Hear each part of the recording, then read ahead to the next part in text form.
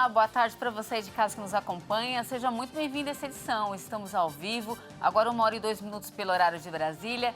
E a partir de agora você confere as principais notícias desta quinta-feira, pós-feriado. Vamos então aos destaques do dia? Levantamento feito pelo DIEESE mostrou que o valor da cesta básica registrou queda. Prazo para caminhoneiros autônomos de carga fazerem a autodeclaração do termo de registro termina na segunda-feira. E você vai ver também a história de um brasileiro que percorreu mais de 20 quilômetros num bate-volta do Brasil aos Estados Unidos. Tudo isso e muito mais você confere a partir de agora.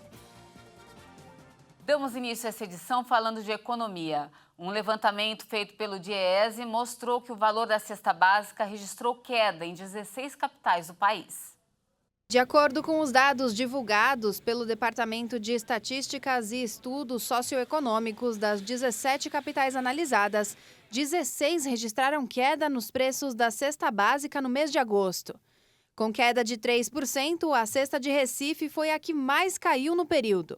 Na sequência, ficaram Fortaleza, Belo Horizonte e Brasília, que diminuíram um pouco mais de 2% do valor. Apesar de registrarem queda, São Paulo, Porto Alegre, Florianópolis e Rio de Janeiro foram as capitais que registraram a cesta básica mais cara do período, com o custo médio acima dos R$ 749. Já a mais barata foi registrada em Aracaju, com o valor estimado de R$ 539. Quando comparado com agosto do ano passado, o valor da cesta mostra alta em todas as capitais pesquisadas, com a maior variação no Recife, de cerca de 21%, e a menor em Porto Alegre, com cerca de 12%. O prazo para os caminhoneiros autônomos de carga fazerem a autodeclaração do termo de registro termina na segunda-feira. O documento é necessário para o recebimento das parcelas do auxílio caminhoneiro. Os caminhoneiros podem realizar a autodeclaração para receber o benefício do governo federal retroativo até o dia 12 de setembro. O prazo, que venceria no dia 29 de agosto, foi prorrogado. E o pagamento das duas primeiras parcelas para esse grupo deve acontecer junto com a terceira, em 24 de setembro. Assim, aqueles que preencherem a autodeclaração nesse último período podem receber as parcelas 1, 2 e 3 no próximo dia 24 de setembro. Já os transportadores de carga que atenderem às exigências após esse período devem receber somente a partir da parcela 3, não sendo possível o pagamento de período retroativo. O chamado benefício emergencial aos transportadores autônomos de carga está sendo pago para compensar os efeitos do aumento no preço dos combustíveis. Estão previstas, no total, 6 parcelas de R$ 1.000 até dezembro. Um relatório do Programa das Nações Unidas para o Desenvolvimento, divulgado nesta quinta-feira, alerta que pela primeira vez nos 32 anos em que é calculado o Índice de Desenvolvimento Humano, conhecido como IDH, esse indicador caiu globalmente por 2 anos consecutivos. O IDH é calculado levando em conta a saúde, a educação e o padrão de vida de uma nação. O Brasil ficou na posição 78 do ranking, que recolhe dados referentes a 2021. O desenvolvimento humano voltou aos níveis de 2016, revertendo aí parte expressiva do progresso rumo aos objetivos de desenvolvimento sustentável. Os pedidos de seguro-desemprego voltaram a cair em julho e retomam aí o patamar pré-pandemia. Foram quase 530 mil solicitações no mês. Os pedidos de seguro-desemprego registraram queda em julho. No total, foram 529.700 requerimentos. No mês anterior, eram 539.800, um recuo de 1,9%. Desde fevereiro deste ano, quando foram registrados mais de 674 mil pedidos, os números vêm caindo. Os números foram divulgados pelo painel de informações do seguro-desemprego no Ministério do Trabalho e Previdência. O governo federal diz que o resultado reflete o esforço para a manutenção dos empregos no Brasil e sinaliza para a continuidade de recuperação do mercado de trabalho. Apesar de os números terem voltado ao patamar da pré-pandemia, no acumulado do ano, os requerimentos chegaram a 3.900.000, um aumento de 10,4% em relação aos primeiros 7 meses de 2021, quando foram registrados 3.600.000. O recorde de requerimentos foi anotado em maio de 2020, com 960.308, a maior marca da série histórica no começo da pandemia de coronavírus. O ministro Luiz Fux, do Supremo Tribunal Federal, presidiu hoje uma sessão do Supremo pela última vez. Na próxima semana, a ministra Rosa Weber assume o cargo e ficará 2 anos à frente do Poder Judiciário. Em seus últimos discursos, Fux tem destacado o avanço do uso de tecnologia no Supremo. Um exemplo disso foi a criação do plenário virtual, em que os magistrados podem votar em diversas ações, sem a necessidade de sessões físicas que demandam maior custo, organização e tempo. O Supremo também passou a ampliar o uso de inteligência artificial, utilizada nos sorteios dos relatores das ações e processos que são levados à corte. Internamente, o magistrado é criticado por não ter posições firmes em defesa do Supremo diante de ataques realizados pelas redes sociais, sites e durante protestos. Ao longo da gestão de 2 anos, Luiz Fux evitou pautar assuntos polêmicos. Ele deixa o cargo em meio à campanha eleitoral deste ano. E a posse da ministra Rosa Weber na segunda-feira deve ser presencial e reunir convidados, familiares da magistrada e autoridades. A expectativa é que representantes dos 3 poderes compareçam à cerimônia.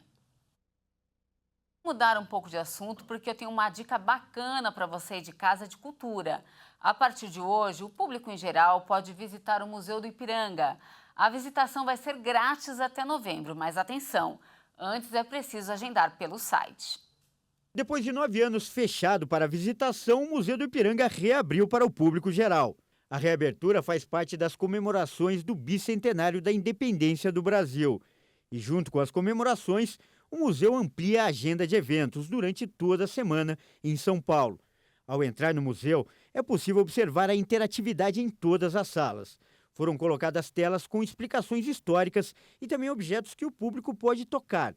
Uma preocupação do museu foi dispor não só objetos da elite, mas também de trabalhadores, desde as 2 primeiras salas que explicam a história do museu. No Salão Nobre, onde está a grande pintura Independência ou Morte de Pedro Américo, o grande diferencial é uma tela interativa, que faz a explicação de como a obra foi feita. São mais de 3.000 objetos do acervo que passaram por restauração. Entre eles estão 122 pinturas e 2 maquetes de grande porte, uma do museu e outra da cidade de São Paulo. No total, o acervo do Museu do Ipiranga tem 450.000 itens e documentos. E pela primeira vez na história do museu, a instituição está apta a receber acervos de outras instituições, inclusive internacionais. Fica a dica aí de passeio. Agora falamos de saúde. Um estudo revelou que a caminhada pode reduzir o risco de demência em pessoas de meia idade. E olha, as pessoas que caminham em ritmo muito rápido têm menor chance de apresentar o problema. As pessoas com idades entre 40 e 79 anos que caminham têm menos risco de declínio mental. De acordo com um novo estudo da Universidade de Cádiz, na Espanha, quem deu 9.826 passos por dia teve 50% menos probabilidade de desenvolver demência em 7 anos. Além disso, as pessoas que andavam a um ritmo superior a 40 passos por minuto foram capazes de reduzir o risco de demência em 57%, com apenas cerca de 6.300 passos por dia.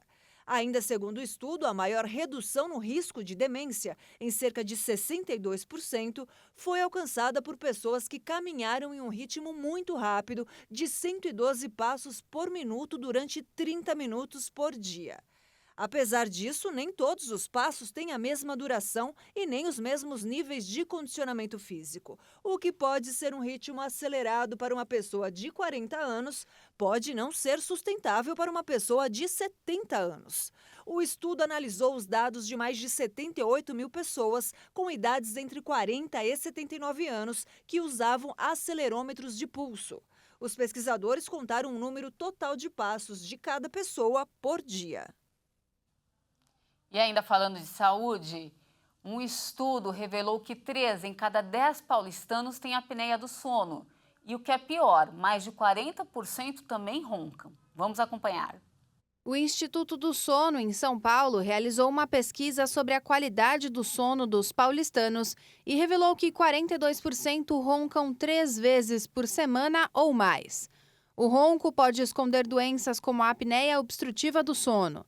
Esse problema provoca várias pausas na respiração, resultando na fragmentação de sono, sonolência diurna, cansaço, alterações da memória e de humor. Segundo o mesmo estudo, 32,9% dos paulistanos têm apneia do sono. Fatores como idade avançada, obesidade, mudanças hormonais e alterações nas estruturas das vias aéreas superiores são fatores de risco para a apneia.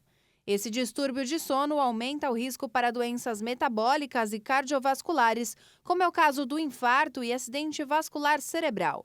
O ronco também pode ser sintoma de condições que causam a obstrução das vias aéreas, como pólipos no nariz, adenoide aumentada, queixo retraído e arcada dentária estreita.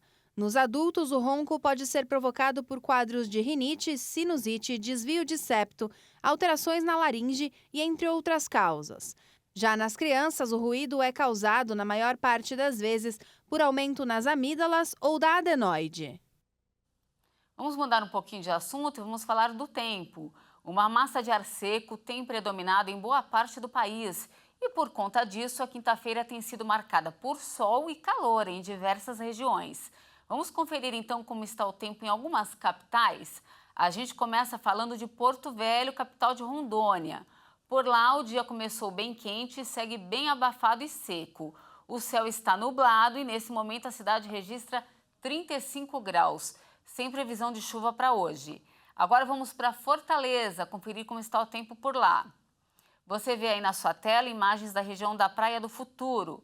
O céu segue azul, o tempo está firme e a expectativa é de que o tempo fique assim durante todo o dia. Agora faz 31 graus na capital do Ceará.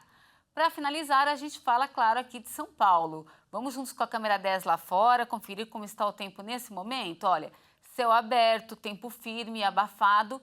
De volta comigo. Nesse momento, a capital paulista registra 26 graus, mas a expectativa, gente, é que a temperatura alcance os 30 graus ainda nesta tarde. E veja a seguir, Rainha Elizabeth II é colocada em supervisão médica. Família está preocupada com o estado de saúde da monarca de 96 anos.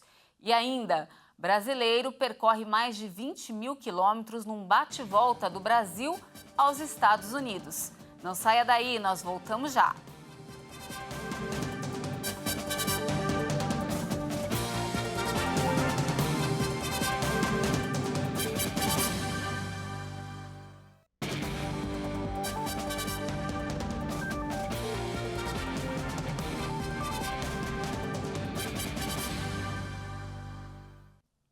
Já estamos de volta ao vivo com os destaques internacionais. Agora 1h15 pelo horário de Brasília.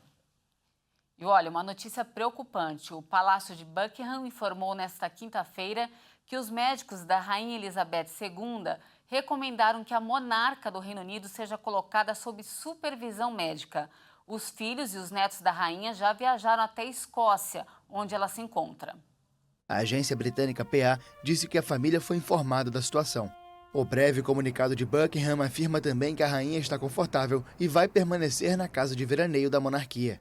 O herdeiro da coroa, o príncipe Charles, e o neto mais velho da rainha, William, já partiram para Balmoral, cerca de 800 quilômetros ao norte de Londres.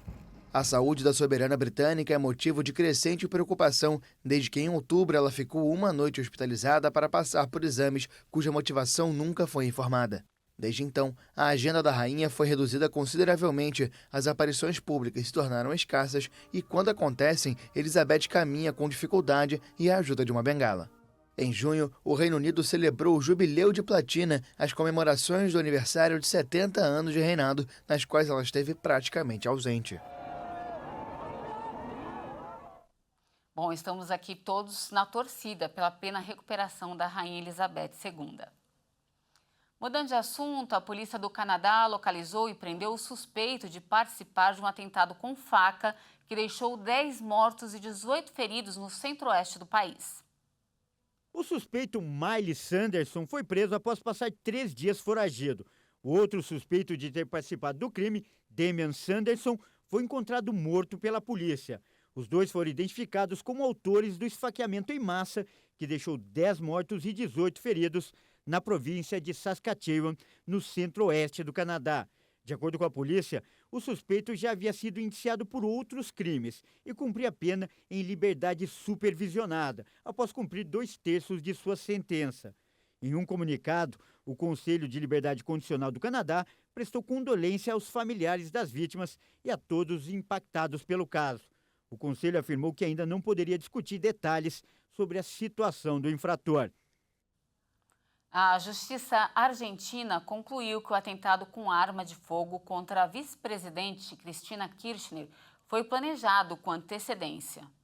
A juíza Maria Eugênia Capuchet afirmou que Fernando Sabbar Montiel e a namorada Brenda Uliarte atuaram juntos, aproveitando o estado de indefesa de Kirchner gerado pela multidão presente ao local. A acusação, ainda provisória, foi divulgada na quarta-feira por vários veículos de imprensa, entre eles a agência oficial Telam. Na noite da última quinta-feira, Montiel apontou uma arma a menos de 1 metro da cabeça de Kirchner, quando ela estava rodeada por seguidores. O homem engatilhou uma pistola Bersa calibre 38, mas por alguma razão ainda não esclarecida, a arma não disparou. Manifestantes demonstravam apoio a Kirchner depois de um pedido de 12 anos de prisão e inabilitação perpétua para exercer cargos públicos por parte da promotoria, em um julgamento por suposta corrupção. Na terça, Montiel foi chamado para ampliar o depoimento de sexta, mas nas 2 audiências se negou a falar e só disse que a namorada não tinha nada a ver com a ação. Brenda Uliarte, que câmeras de segurança flagraram perto do lugar no momento do ataque, disse que só acompanhava o agressor. Montiel, de 35 anos, tinha símbolos nazistas tatuados. A justiça também investiga 5 amigos dos presos, todos vendedores ambulantes de algodão doce. Agora vamos lá para os Estados Unidos, onde a onda de calor que atinge a costa oeste deve se dissipar aí nos próximos dias. A informação é das agências meteorológicas do país. Também foi feita uma advertência para as condições climáticas perigosas, propícias a novos incêndios. A Califórnia e os estados vizinhos sofreram uma semana com temperaturas acima dos 40 graus. O calor colaborou para incêndios gigantescos como este. A melhora do clima com a chegada de uma frente fria vinda do Canadá pode trazer seus próprios perigos, alertou o Serviço Nacional de Meteorologia. A frente fria traz rajadas de vento. Combinadas com uma umidade relativamente baixa, essas condições poderiam ser potencialmente propícias para provocar novos incêndios e espalhar os que já existem. Vários incêndios florestais avançam no oeste dos Estados Unidos. 2 deles começaram no último fim de semana. E calorão também na Europa. O ano de 2022 registrou o verão mais quente da história do continente. As temperaturas médias foram as mais elevadas para o mês de agosto e para todo o verão. O ano de 2021 era o recorde até então. O mês de agosto foi o mais quente no continente por uma margem considerável e superou o de agosto de 2021 em 0,4 graus Celsius. A diretora científica do Sistema de Vigilância explicou que as intensas ondas de calor, combinadas com condições excepcionalmente secas e incêndios florestais, levaram ao verão de extremos. Ela afirmou que os números mostram que as temperaturas foram recordes tanto no mês de agosto quanto em todo o verão. O programa Copérnicus utiliza uma série de satélites chamados Sentinel. O primeiro deles foi lançado em 2014. Bom, já estamos chegando ao fim dessa edição, mas antes, você vai conhecer uma história surpreendente de um brasileiro pilotando um Fiat Uno com mais de 20 anos de uso e que foi transformado em um motorhome, que é um tipo de veículo adaptado para morar. Ele percorreu mais de 20 mil quilômetros num bate-volta do Brasil aos Estados Unidos. Vamos acompanhar. Este é o registro da tão sonhada chegada a Nova York.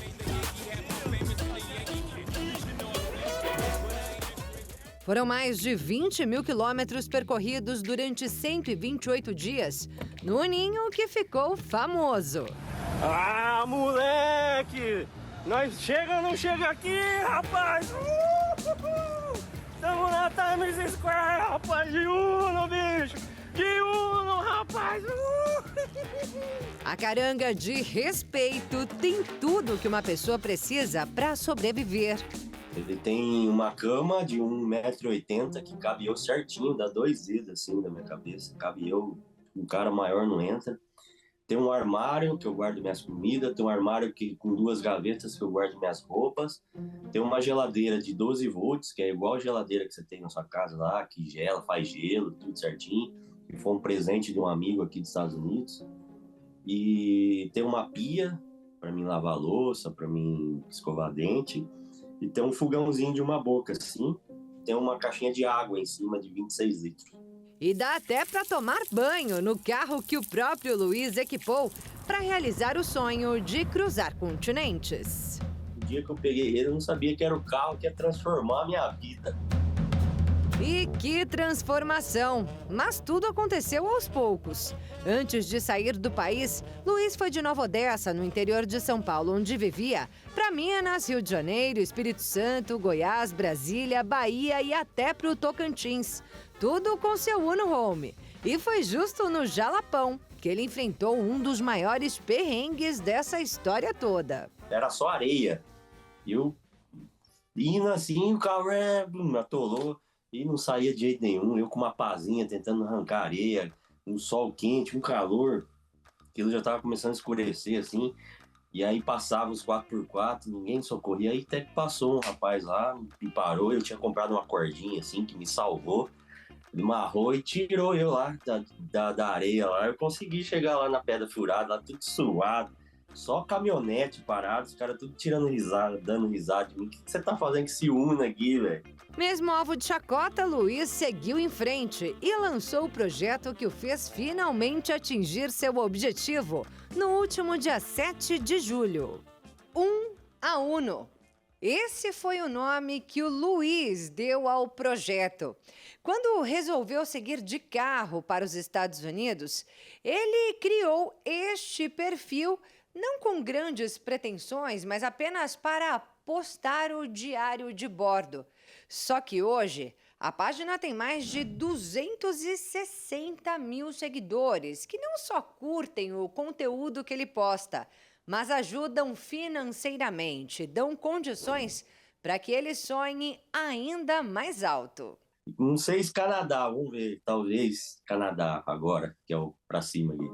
Se ele for mesmo até lá, serão ao todo 16 países percorridos. Até agora foram 15.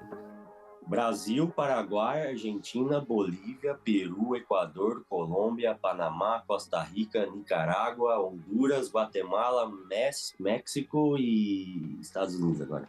De todos os lugares que passou, a maior saudade é da Costa Rica. O povo de lá muito legal. Fiquei uma semana na casa de uma família lá, foi maravilhoso. Fiz até uma tatuagem em homenagem à família. O que está escrito na tatuagem? Mi coração? É mi coração, que é em meu coração, né? Essa família que eu fiquei, o pai da família, ele é nascido no Brasil, mas ele mora há 30 anos na Costa Rica. E o restante da família é tudo da Costa Rica, né? E é tudo gente que você está conhecendo pela internet, essas casas onde você está ficando. Pelo Instagram, sim.